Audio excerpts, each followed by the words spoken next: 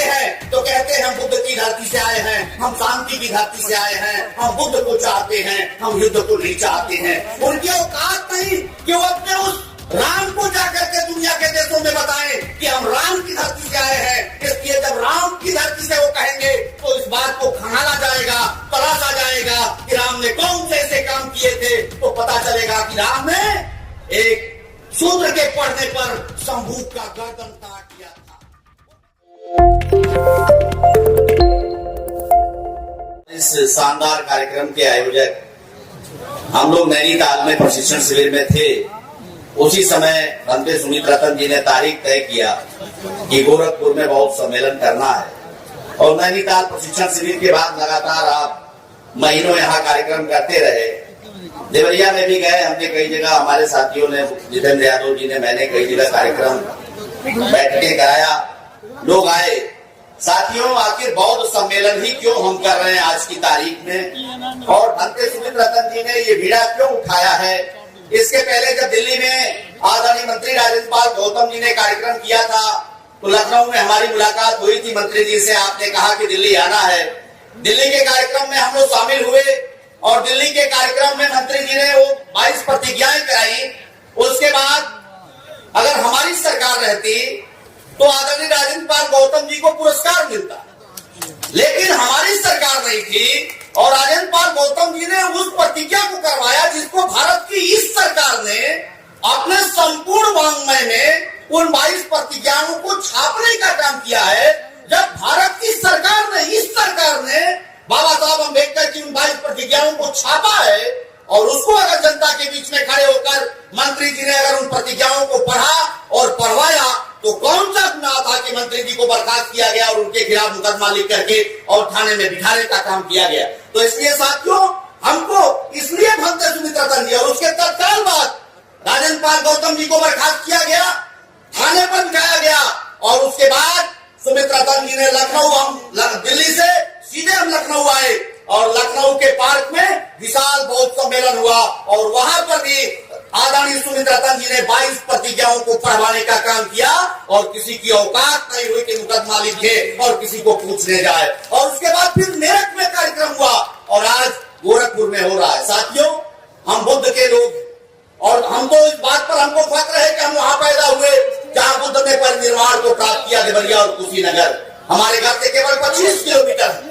हर हफ्ते, हर 15 दिन पर एक बार जब जाते हैं कुशीनगर तो अजीब सुकून मिलता है कि हमारा एक पूर्वज, हमारा एक पुरखा जिसने पूरी दुनिया को रास्ता दिखाया शांति का, समता का, ममता का, प्रेम का, बंधुत्व का, आज उस हम कुशीनगर में महामना बुद्ध के उस परिनिर्वाण स्थली पर आए हुए। और साथियों, वे लोग जो यहाँ पर भारत में राम की बात करके हमारे बीच में नफरत पैदा करते हैं, वे लोग जब भारत से बाहर जाते हैं तो कहते हैं हम बुद्ध की धरती से आए हैं, हम शांति की धरती से आए हैं, हम बुद्ध को चाहते हैं, हम युद्ध को नहीं चाहते हैं। उनकी औकात नहीं कि वो अपने उस राम को जाकर के दुनिया के देशों में बताएं कि हम राम की धरती से आए हैं। इसलिए जब राम की धरती से वो कहेंगे तो इस बात को खंगाला जाएगा, तलाशा जाएगा कि राम ने कौन से ऐसे काम किए थे, तो पता चलेगा कि राम ने एक शूद्र के पढ़ने पर शंभूक का गर्दन काट दिया था।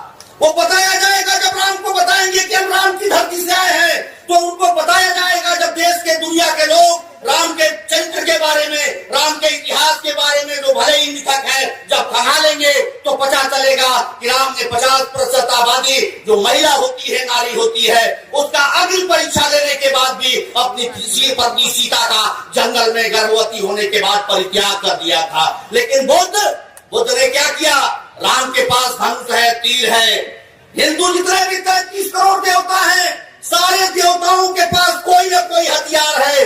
बगैर उनकी इच्छा के तिल भी हिल नहीं सकता, हवा भी चल नहीं सकती, हम सांस नहीं ले सकते, जैसा वे बताते हैं। लेकिन वे लोग जिनके बगैर इच्छा के हम कुछ भी नहीं कर सकते, उनको अपनी रक्षा के लिए किसी को गदा चाहिए, किसी को त्रिशूल चाहिए, किसी को तलवार चाहिए, किसी को तीर धनुष चाहिए। और एक व्यक्ति पैदा हुआ भारत के अंदर, महामना बुद्ध ने अंगुलीमाल जैसे डाकू के सामने शांति और अहिंसा का उपदेश देकर उसको अपना शिष्य बना लिया, भंते बना दिया, चीवर पहना दिया। ये बुद्ध का आदर्श था, ये बुद्ध है। और हम आपसे कहना चाहते हैं, कभी बात हो रही थी राम भद्राचार्य की। एक बार मैं चित्रकूट गया और मेरे मन में चित्रकूट गया जब देखा विकलांग विश्वविद्यालय, विकलांग इंटर कॉलेज, मूक बधिर इंटर कॉलेज, तमाम संस्थाएं, तो लोगों ने बताया मेरे जिले के देवरिया के 19 मिश्रा वहां पर प्रतिकूल पद थे, बताया कि बहुत शानदार व्यक्ति है, 16 भाषाओं के जानकार है। मेरे मन में भी श्रद्धा जागृत हुई कि राम भद्राचार्य जन्म से अंधा, 16 भाषाओं का जानकार, उस व्यक्ति से मिलना चाहिए। दुनिया का सबसे बड़ा विकलांग विश्वविद्यालय, पहला विकलांग विश्वविद्यालय बनाया। मैं जब उनके पास गया तो एक नेता का नाम लेकर के, मुलायम सिंह यादव का नाम लेकर के, कि वो राक्षस है, जब पता चला कि मैं यादव हूं, और मेरे साथ 7-8 लोग और थे, जब पता चला वो सभी के सभी कोई प्रिंसिपल थे, कोई मास्टर थे, और जब पता चला ये फला यादव, फला यादव, फला यादव, उसके बाद से वह संत मुलायम सिंह यादव को मां बहन की गालियां हम लोगों के सामने देना शुरू कर दिया। उनके कुलाट पर जो उनके बगल में बैठे हुए प्रतिकूल पद थे, हम लोगों के पैर दबा हाथ पकड़ रहे थे, मुंह पे उसारा कर रहे थे कि आप तो कुछ बोलिएगा नहीं, हमारी नौकरी का सवाल है। लंबी बहस चली और बहस के बाद यहाँ पर बात हो रही थी, मौर्या जी कह रहे थे हमने ललकारा कि पटना में आइए। मैं तो उस राम भद्राचार्य के घर में, जहां पर वो राम भद्राचार्य अपना डंडी लेकर बैठा था, राम भद्राचार्य के घर में बैठकर जब बहस करना शुरू किया और हमने प्रतिवाद किया, तो कहा कितना पढ़े, हमने कहा MSc BEd है, कहा तुमसे बहस करेंगे। हमने कहा मुलायम सिंह यादव को कहा कि वो राक्षस है, उसने राम भक्तों पर गोली चलाया। हमने कहा कि जिस राम को आप मर्यादा पुरुषोत्तम कहते हैं, उस राम ने गर्भवती सीता को जंगल में छोड़ दिया, कहा कि राज धर्म का तकाजा है। जिस राम को आप मर्यादा पुरुषोत्तम कहते हैं, उस राम ने शंभूक ऋषि को का गर्दन काट दिया, इसलिए कि ब्राह्मण ने कहा कि तुम्हारे राज में कहीं कहीं अनित हो रही है और तुम इस बात को देखो, और शूद्र शंभूक का गर्दन काट दिया इसलिए कि वो पढ़ रहे थे और पढ़ा रहे थे। आप कहते हैं कि वो राजधर्म था। हम कहना चाहते हैं कि वो राजधर्म था, याद तय करिए। लेकिन मुलायम सिंह यादव ने जो गोली चलाया वो किसी राम भक्त के ऊपर, किसी हिंदू के ऊपर नहीं, बाबा साहब अम्बेडकर के लिखे संविधान के मुताबिक भारत के सुप्रीम कोर्ट ने कहा था कि यथास्थिति वहां बरकरार रहनी चाहिए। भारत के संविधान ने कहा था, एकता परिषद ने मुलायम सिंह यादव को निर्देश दिया था कि वहां पर यथास्थिति बरकरार रहनी चाहिए। तो उस व्यक्ति ने भारत के संविधान की मर्यादा को रक्षा करने के लिए और राजधर्म का निर्वाह करने के लिए गोली चलाया था। और उसके बाद राम भद्राचार्य ने विषय बदल दिया। राम भद्राचार्य ने हमसे कहा कि शंभूक वध और सीता परित्याग काल्पनिक है। हमने सवाल किया राम भद्राचार्य से, यदि शंभूक वध और सीता परित्याग काल्पनिक है तो सैकड़ों वर्ष से अपने धर्म शास्त्रों में पढ़ाते क्यों है? राम भद्राचार्य ने कहा हमने एक अलग रामायण लिखा है और उसमें इन दोनों उदाहरणों को हमने निकाल दिया है।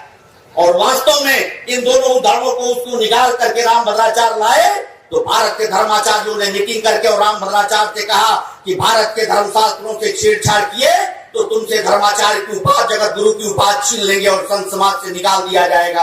इसलिए साथियों, आज आदरणीय मंत्री जी चर्चा कर रहे थे राजदंड का। जब भारत का संविधान, जहां लोकतंत्र है, राजा के पास राजदंड होता है, लेकिन आज हमारे देश के संविधान के ऊपर बहुत बड़ा खतरा है। हमारे देश के ऊपर अभी रेल हादसा हुआ और पता है 3,12,000 पद रेलवे में खाली है और 1,40,000 पद केवल सुरक्षा से जुड़े हुए जो कर्मचारी हैं, उन सुरक्षा से जुड़े हुए कर्मचारियों के 1,40,000 पद खाली हैं। इस बात को हमारा हिंदी अखबार नहीं लिखता, अंग्रेजी अखबारों ने दिल्ली से प्रकाशित किया है कि 3,12,000 पद रेलवे के आज की तारीख में खाली हैं, जिसमें 1,40,000 सिक्योरिटी से, सुरक्षा से, सेफ्टी से जुड़े हुए पद हैं। लेकिन ये सरकार, मोदी की सरकार 9 वर्ष में एक भी रिक्रूटमेंट रेलवे में नहीं की। इसलिए नहीं की कि उसमें 50% कम से कम हमारे बेटे और बेटियों को रोजगार मिलता। इसलिए साथियों, ये बौद्ध सम्मेलन हमारे अपने बहुजन समाज को सजग करने के लिए, जागृत करने के लिए आदरणीय भंते सुमित रतन जी ने रखा और आगे भी बनारस में प्रयास है और आगे भी भंते सुमित रतन जी का जहां भी जैसे भी प्रयास होगा, हम सभी लोगों को आपका तन मन धन से सहयोग करना चाहिए। बाबा साहब अम्बेडकर जब बुद्ध धर्म ग्रहण किए तो बाबा साहब अम्बेडकर की मंशा ये नहीं थी कि हमारे भंतेगण, हमारे जो विद्वान साथी हैं जो भंते बन गए हैं, वे मठ बना करके अपने मठों में चीवर पहनकर बैठ जाएं। उन सभी लोगों को अगर भारत को बौद्धमय बनाना है तो राजेंद्र पाल गौतम जी अगर मंत्री पद त्याग सकते हैं और भंते सुमित रतन जी चीवर पहन के इस जेठ की दोपहरी में अगर गांव गांव घूम करके आप सभी लोगों को यहाँ एकत्रित कर सकते हैं तो सारे बौद्ध भिक्षुओं को और सारे बौद्ध मतावलंबियों को निश्चित तौर पर अपने बहुजन समाज को सजग करने के लिए अपने घरों से बाहर निकलना होगा। बहुत बहुत धन्यवाद। जय भीम, जय भारत, जय